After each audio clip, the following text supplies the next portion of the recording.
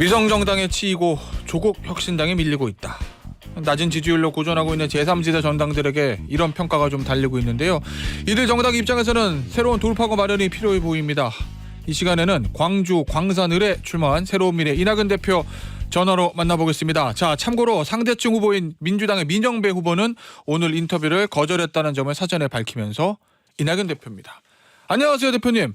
네, 안녕하세요. 지금 광주에 계신가요? 네, 사실은 국회의원 하시면서 지역이 광주는 아니셨잖아요. 네네, 영광한평 담양 장성이었습니다. 예, 이 원래 지역으로 안 가시고 광주 광산을로 출마하신 이유는 뭐예요?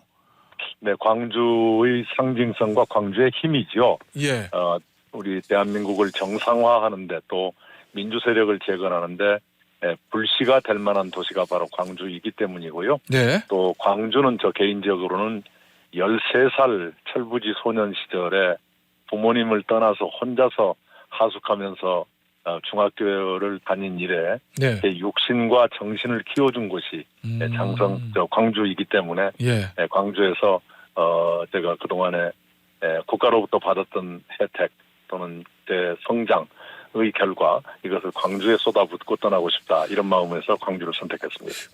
대표님 슬로건을 보니까 네, 마지막 불씨 이낙연 네, 이렇게 하셨더라고요. 이 어떤 네. 의미입니까? 마지막 불씨라는 거. 예, 세 가지 의미를 담고 있습니다. 대한민국 정상화의 마지막 불씨, 민주 세력 재건의 마지막 불씨, 그리고 호남 정치 회복의 마지막 불씨.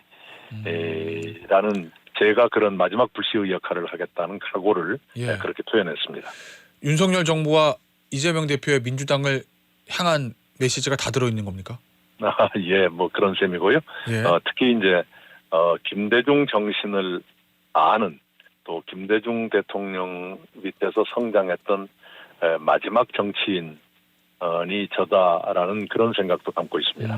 알겠습니다. 그런데요, 광주에서 수많은 지역들 중에서 광주 광산을을 택하신 거잖아요. 네. 그런데 거기 상대 후보가 민영배 의원, 친명의 대표 주자라고 알려져 있죠. 광산을을 선택하신 이유는 상대가 민영배 의원이기 때문입니까?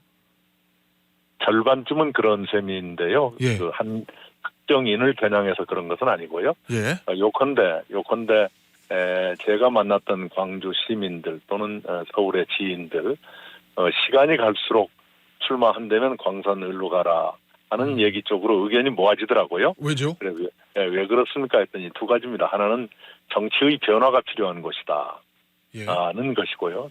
또 하나는 광산이 광주의 미래입니다. 면적도 산업도 광주의 절반을 차지하는 곳이 광산이고요. 자연 환경에서도 세계의 강이 모아지는 곳이 광산입니다. 그래서 예. 여러 가지 미래형 도시를 갖고 갈 수 있는 그런 좋은 적지이기도 하지요. 예. 거기에서 광주의 미래를 한번 개척하는데 이낙연의 힘이 좀 필요하다. 이런 얘기를 많이 들었습니다. 알겠습니다. 자, 그런데요, 대표님, 마침 어제 광주 광산을 여론조사 결과가 보도가 됐는데 네. 지금 말씀드린 여론조사 자세한 상황은 중앙선거 여론조사심의위원회 홈페이지 참조하시면 되고요. KBC 광주방송하고 UPI 뉴스가 리서치비에 의뢰해서 지난 14일에서 15일 AIRS 휴대전화 조사로 실시된 결과를 보면 민주당의 민영배 후보 65.4%, 이낙연 후보 개혁신당 새로운 미래의 이낙연 후보 17.7% 나왔는데 대표님 격차가 좀 크거든요. 네, 그렇습니다. 그런데 이제 제가 광산을에 출마합니다라는 발표한 지 사흘 만에 이루어진 조사였고요. 예. 주민들을 만나기 전에 이루어진 조사였기 때문에 모든 것을 반영하고 있지는 않다고 생각하고요. 변화의 여지는 충분히 있다고 봅니다. 예. 대표님 워낙 큰 선거를 많이 치러보셨잖아요. 당대표로 총선도 지휘하시고 본인 국회의원 선거, 도지사 선거 많이 이기셨는데 그러면 지금 이 불리한 상황을 반전시킬 뭔가 비장의 카드 이런 거 좀 준비하고 계세요? 무슨 한두 가지로 민심을 돌리거나 그런 생각은 하고 있지 않고요. 예. 저의 진정한 마음을 시민들께 알려드리는 것, 그 이상의 것이 더 있겠습니까? 예. 지금 호남 광주 광산을에서 활동하시면서 바닥 민심 많이 좀 보셨을 거 아니에요. 네네네. 읽고 계시는 광주의 민심은 어떻던가요? 우선 변화를 향한 기대가 분명히 있고요. 예. 그런 반면에 저에 대한 일부의 오해 또는 서운함 예. 이런 것도 있습니다. 네. 일부의 오해요? 네. 그건 어떤 오해인 거죠? 예를 들면 예. 대선 패배가 이낙연 탓이다라든가 예. 이런 식의 지난 2년 넘는 기간 동안에 집요하게 전개됐던 이낙연 악마화의 결과가 상당히 참혹할 정도로 심각합니다. 예. 1대1로 만나서 설명을 드리면은 납득을 하시지만 예. 그렇게 다 할 수는 없는 것이고요. 결국은 우리 시민들의 마음에 호소를 드리는 수밖에 없다고 예. 생각합니다. 그 역대 선거 결과를 보면요. 항상 광주, 특히 호남 민심은 전략적인 선택을 한다. 이런 분석들이 있잖아요. 네네. 무조건 민주당을 찍는 건 아니다. 실제로 2016년 총선에는 안철수 당시 대표가 있거나 국민의당에게 거의 뭐 네. 모표를 주다시피 했고. 그러면 이번 총선에서도 무조건 이재명 대표가 이끄는 민주당으로 표가 안 갈 수도 있다. 이렇게 기대하고 계십니까? 네. 어느 쪽이건 무조건 간다는 것은 바람직한 상황은 아니죠. 그렇죠. 예. 네네네. 어느 쪽이든. 단지 이번의 경우에는 예. 윤석열 정권 심판의 바람이 불기 때문에 네. 그 싸우는 쪽에 좀 더 유리한 결과가 나올 수는 있겠습니다만은 예. 분명한 것은 지난 2년 동안 그 많은 의석을 가지고도 왜 민주당은 제대로 싸우지 못했던가, 어허. 그 민주당은 과연 더 좋게 변했는가, 예. 이런 점을 시민들께서 이미 눈치를 채고 계실 거라 봐요. 예. 그리고 이번에 공천 과정을 통해서 우리 호남 출신 정치인들을 많이 이 학살을 한 것이 사실이고요. 예. 또 광주는 8개 선거구입니다만은 7명 전원을 갈아치웠어요. 예. 그래서 그분들이 다 당선된다고 해도 모두 초선 의원만으로 채워지는. 예. 그래서 또 광주 정치가 또 약해지는 이런 상황이 반복되기 때문에 그런 문제에 대한 우려는 시민들이 갖고 계시는 것 같습니다. 그런데 대표님, 대표님 입장과 이 새로운 미래 입장에서 보면은 거대 정당은 민주당을 상대하는 것도 쉽진 않을 건데, 네.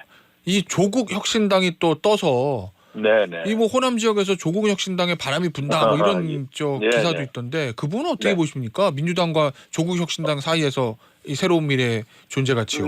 네, 저희들로서는 굉장히 어려운 상황이지요. 예. 그러나 민주당도 행복한 편은 아닐 거라고 보고요. 그래요?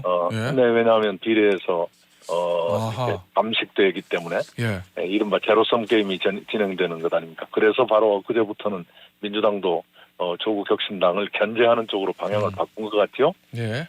바로 그런 한계가 있을 겁니다. 첫째는 민주당의 견제가 시작됐다. 두 번째는 안타깝게도 조국 혁신당의 상당한 인사들이 재판을 받고 있거나 유죄 판결을 받았거나 이런 분들로 채워지는 것, 그것은 상당히 안타까운 일이죠. 알겠습니다. 이 민주당 얘기 잠시 조금 해보겠습니다, 대표님. 어제 강북을 박용진 후보하고 조수진 후보의 전략 경선 결과 발표가 있었는데, 뭐 박용진 의원이 지고 조수진 후보가 공천을 받게 됐습니다. 이 결과 예상하셨나요? 예상했지요. 예. 이거 어떻게 평가하세요? 뭐랄까요? 우선은 박용진을 자르기 위해서 온갖 수단을 다 동원했다는 느낌이 들지요. 정봉주를 투입했다. 그런데 정봉주 씨가 여러 문제가 드러나서 공천 취소했다. 올림픽에서도 금메달이 취소되면 은메달이 금메달로 올라가는 건데 그러지 않았다. 다시 했는데 강북을 민주당 국회의원 후보를 뽑는데 전국의 권리당원들에게 투표권을 주었다. 이게 고무줄 규칙이거든요. 이런 식으로 각 단계마다 이상한 방법을 동원해서 박용진 의원을 잘랐는데 왜 이렇게까지 해야 하는가 참 안타깝죠. 왜라고 보십니까? 아마도 당권이나 대권 도전의 가능성이 있는 사람은 짝을 잘라내고 있는 것 같아요. 미래의 라이벌이다. 네, 박용진 의원은 대선 후보 경선에도 나섰고 전당대회에서 당권에도 도전했던 사람이지요. 그리고 차세대 지도자 중에 한 사람으로 지목받고 있는 분인데 그런 분을 이렇게 밟아버리는 건 참으로 안타깝고 아깝습니다.